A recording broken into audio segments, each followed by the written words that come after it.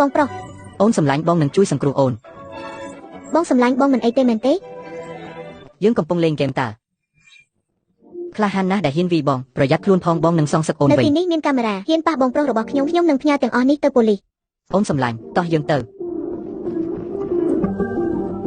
យន្តហោះ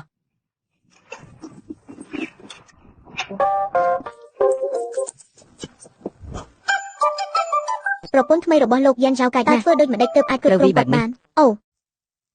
អូនជាអ្នកធ្វើវាមែនទេ អូយវ៉ានេះវាខ្លាំងពេកហើយនេះមិនអាចមានកូនបានទេមែនទេ មើលចុះគាត់ផ្ទាល់បានសារភាពហើយ ចាសោះ បែលវ៉ាគ្រប់គ្រងរឿងនេះសម្រាប់ពួកយើង គាត់បានខំបងប្រុសខ្ញុំមុនខ្ញុំការពារបងប្រុសខ្ញុំនោះគឺជាការការពារខ្លួនឯង អ្វីហ្វូថេងចៅអូនក្លាហានណាស់ដែលអូនហ៊ាន បងស្រីកុំស្ដាប់គាត់អី មិនជឿទេគ្រាន់តែជាយ៉ាន់ចៅ ចាសោះ លេងហ្គេមលេងយន្តហោះសប្បាយណាស់ទំនាក់ទំនងយើងល្អប៉ុន្តែស្រីម្នាក់នេះគាត់គឺជាអ្នកដែលមានបំណងអាក្រក់ ខ្ញុំគ្រាន់តែជាមនុស្សធម្មតា គំនិតគាត់រអិលពេក តាមគំនិតខ្ញុំគាត់លួចស្រឡាញ់យូរហើយគ្រាន់តែធ្វើពុតជាគ្រូសាវាធំធេងនឹងមានទ្រព្យសម្បត្តិមិនដឹងថាគាត់ចង់បានអ្វីពិតប្រាកដទេជាមែន ចិត្តមនុស្សពិបាកទីណាស់បងអូនថ្លៃមើលជំរឿកូនប្រសាររបស់អ្នកចុះសារលេងមានសន្តិភាពតើអ្នកមានន័យយ៉ាងណាយ៉ាន់ឆៅចង់លេងហ្គេមហើយ តែនៃឋានីរំខានខ្ញុំដោយគ្មានហេតុផលមែនហើយស្អាប់ពេកចិត្តល្អខ្លាចជាខុសមិនមែនជាបញ្ហាធំទេ ហឹមតាមគំនិតខ្ញុំមិនអាចមើលយ៉ាន់ឆៅបានទេមិនអាចមានកូនបានចង់សម្លាប់កូនចៅថេងចៅនិងចង់ដណ្ដើមទ្រព្យសម្បត្តិគ្រួសារហ្វៀ អាស្ដាកាខ្ញុំមិនបានគិតដល់រឿងនោះទេបើដឹងពីដំបូងខ្ញុំប្រហែលជាអស់ហើយកុំឲ្យមានការដណ្ដើមទ្រព្យសម្បត្តិមរណៈអ្នកនិយាយថាអ្នកណាឈួតមិនអាចមានកូនរបស់គាត់ហើយអ្វីបានជាអាចនិយាយដល់យ៉ាន់ចៅបាន ខ្ញុំក៏មិនបានតាំងចិត្តនិយាយដែរគ្រាន់តែដោយសារយ៉ាន់ឆៅបានផ្លាស់ប្ដូរតើធ្វើដូចម្ដេចដើម្បីគ្រប់គ្រងហ្វុក គាត់ រូប មានរឿងពិតមែនដែរមែនទេមនុស្សឈួតចង់បានសៀវមែនហើយ ម្យ៉ាងទៀតខ្ញុំថ្មីនេះបានគ្រប់គ្រងក្រុមហ៊ុនការងារក្រុមហ៊ុនកើនឡើងយ៉ាងខ្លាំងតាមគំនិតខ្ញុំ អ្នកគួរតែឆាប់ សុបិនទៅចុះអ្នក ទី3អ្នកក៏ត្រូវគិតពីអនាគតគ្រួសារហ្វូដែរកុំឲ្យគ្មានអ្នកបន្តវេន មិនមែនទេ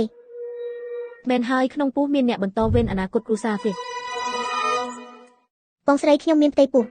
អ្នកមានផ្ទៃពោះមែនខ្ញុំមានផ្ទៃពោះមួយខែហើយថ្មីនេះមានអាការៈចាញ់កូន គួរសំដែរ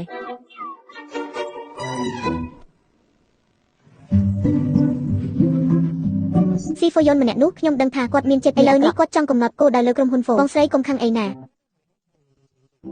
យ៉ានយូស៊ូមីកូកុំព្យាយាមធ្វើបាបខ្ញុំអូចាសរឿងមានកូនបងត្រូវតែប្រញាប់ឡើងណា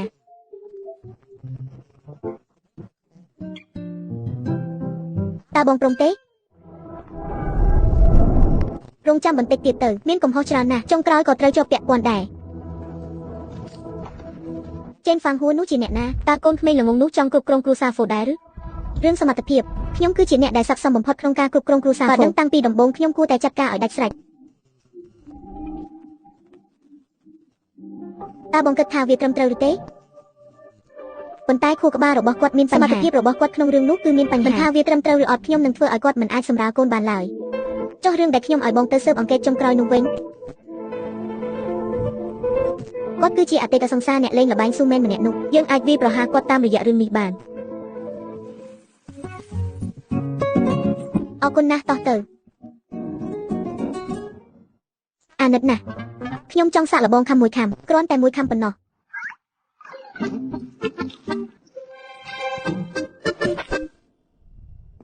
ស្ករគ្រាប់នេះខ្ញុំញ៉ាំអស់ហើយអរគុណណាតោះយំទៅខ្ញុំនៅមានរបស់នេះទៀតកុំយំអីណាឥឡូវនេះប្រកាសជាយំហើយមែនទេ